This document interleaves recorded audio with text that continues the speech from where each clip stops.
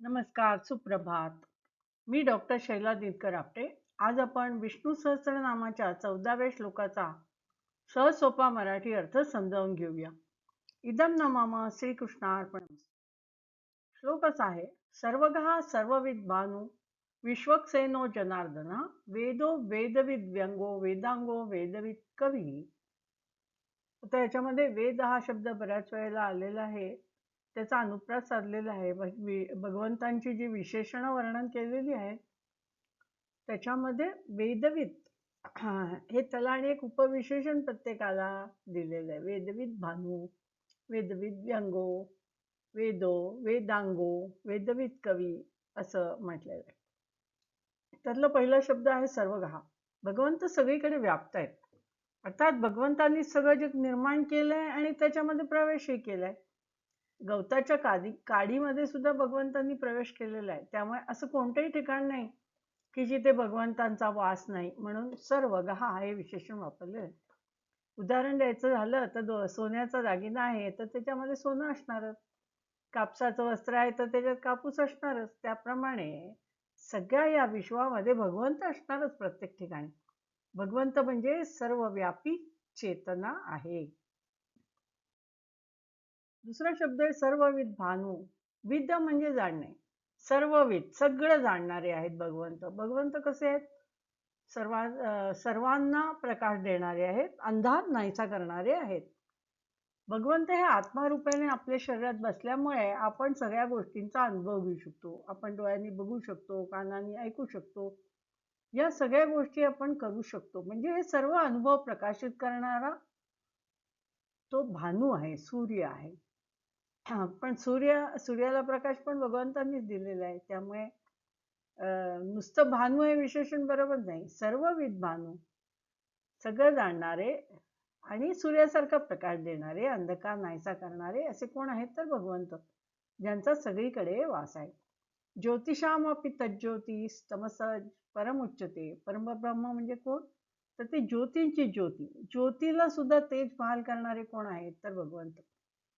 ते अंधार नाहीसा करतात. म्हणजे आपल्याला मायेच्या पलीकडे आपण जर गेलो तरच भगवंत भेटणार आहेत.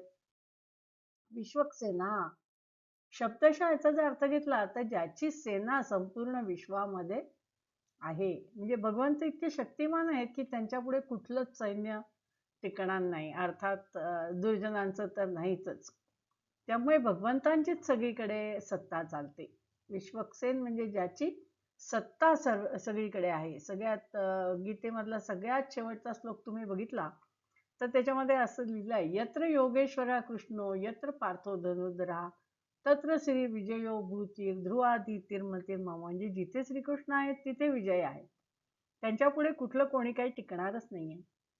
आणि त्यांची सत्ता आहे म्हणजे कसं की ह्या भूभागावर सत्ता आहे, त्या भूभागावर असं नाही. म्हणजे फक्त सत्ता म्हणजे फक्त भूभागावर नाही, तर तुमच्या धनावर सत्ता, तुमच्या शरीरावर, तुमच्या मनावर, तुमच्या प्रत्येक अवयवावर त्याची सत्ता आहे. कारण भगवंत आत बसल्यामुळेच आपण जिवंत आहोत. चालतोय, बोलतोय, सगळी कामं करतोय ती त्याच्यामुळेच. म्हणून विश्वक्सेन जनार्दन. जन म्हणजे जनता किंवा प्रजा. अर्दन, अर्दन म्हणजे मारणे, त्रास देणे किंवा आनंद देणे. म्हणजे तुम्ही कसं काम करताय त्याप्रमाणे भगवान तुम्हाला त्रास देतील किंवा आनंद देतील. भगवंत दुर्जनांना त्रास देतात आणि जे सज्जन लोक आहेत, जे चांगलं काम करतायत त्यांना आनंद देतात. त्यामुळे भगवंत प्रत्येकाच्या कर्मानुसार फळ भोगायला देतात. तुमचं कर्म कसं आहे त्याच्यावरती तुम्हाला काय फळ मिळणार ते अवलंबून आहे. शुभाशुभ फलैरेव मोक्षसे कर्मबंधने. म्हणजे तुम्ही जर शुभ काम केलं, चांगलं काम केलं तर तुम्हाला मोक्ष प्राप्त होऊ शकतो. नाही तर काय, नाही तर तुम्हाला संसार बंधनामध्ये भगवंत लुटून देतात. म्हणजे पुन्हा तुम्हाला जन्म घ्यावा लागतो. म्हणून भगवंतांचं नाव जनार्दन. वेद भगवंत म्हणजेच प्रत्यक्ष वेद आहेत. भगवंत म्हणजे काय? सगळं जाणणारे आहेत. प्रत्येकाचे काय काय जाणतात ते, तर प्रत्येकाचे किती जन्म झाले, प्रत्येक जन्मामध्ये त्यांनी काय काम केलं, चांगलं काम केलं का वाईट काम केलं, या सगळ्याची जंत्री भगवंतांकडे आहे. भगवंत म्हणजे ज्ञानाचा सागर. सगळ्यांचं अज्ञान दूर करून त्यांना ज्ञानाचा दीप प्रज्वलित करण्याचं काम भगवंत करतात. आता वेद कोणाला स्फुरले तर आपण म्हणतो ऋषींना वेद स्फुरले, पण ऋषींना कोणामुळे वेद स्फुरले? भगवंतांनीच त्यांना ज्ञान प्रदान केलं. त्यामुळे भगवंत म्हणजेच वेद म्हणून त्यांना नाव दिलं वेदः. आता पुढचं विशेषण आहे वेदवित अव्यंगः. वेदवित तर ते आहेतच, कारण गीतेत म्हटलेलं आहे वेदांत कृद्वेद विदेवचा, म्हणजे वेदांचा कर्ता, वेदांना जाणणारा हा मीच आहे असं भगवंतांनीच डिक्लेअर केलंय. वेदांचे सर्वात खात्रीशीर आणि सर्वोत्कृष्ट भाष्य हे कधी जन्माला येतं तर मन खूप शांत झालं तर. मन कधी शांत होणार तर तुम्ही इंद्रिया ताब्यात ठेवली तर. आणि मन शांत झाल्यानंतर मगच आपण भगवंतांशी जोडले जाऊ शकतो.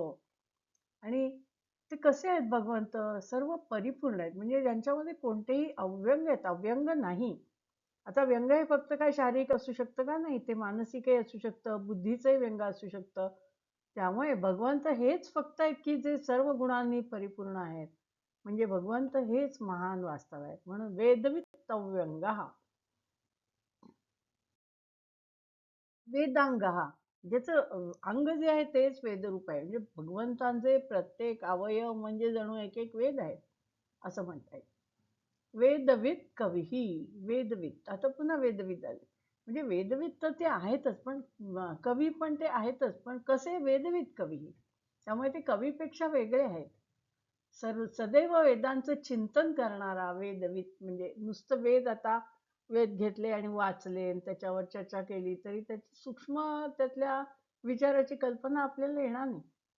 वेदांमध्ये वेदातील जे विचार आहेत त्याच्यावर सतत चिंतन केलं तरच कुठे आपल्याला काही त्याचं आकलन होऊ शकतं. म्हणजेच आपण भगवंतांना साक्षी ठेवल्यानेच त्याचं काही आकलन होऊ शकतं आणि आपण ज्ञानाच्या शिखरावर पोहोचू शकतो. त्यामुळे वेदांचे संपूर्ण ज्ञान असणारे आणि वेदांना प्रगट करणारे हे कोण आहेत? भगवंतच आहेत. आणि कवी म्हटलंय. कवी का म्हटलंय तर वेदांमध्ये वेदामधला कवी म्हणजे तो द्रष्टा आहे. ज्याची दृष्टी जास्त सखोल आहे असा म्हणजे कवी. ज्याला सामान्यांपेक्षा जास्त अनुभव असतो तो कवी. जे न देखे रवी ते देखे कवी असं म्हटलेलंच आहे. भगवंतांशिवाय कोणी एवढा द्रष्टा नाहीये. भगवंत गीतेमध्ये म्हणतात कवी नाम उशना कवी, म्हणजे मी कवींमध्ये उशना कवी आहे, म्हणजे शुक्राचार्य कवी हा मीच आहे असं ते आपली विभूती सांगताना म्हणतात. थोडक्यात या श्लोकामध्ये असं सांगितलंय की भगवंत सगळीकडे व्याप्त आहेत. भगवंत सर्व काही जाणणारे आहेत आणि सर्व अनुभव प्रकाशित करणारे आहेत. ज्यांची सगळ्यांवर सत्ता चालते. भगवंत दुर्जनांना त्रास आणि सज्जनांना आनंद देतात.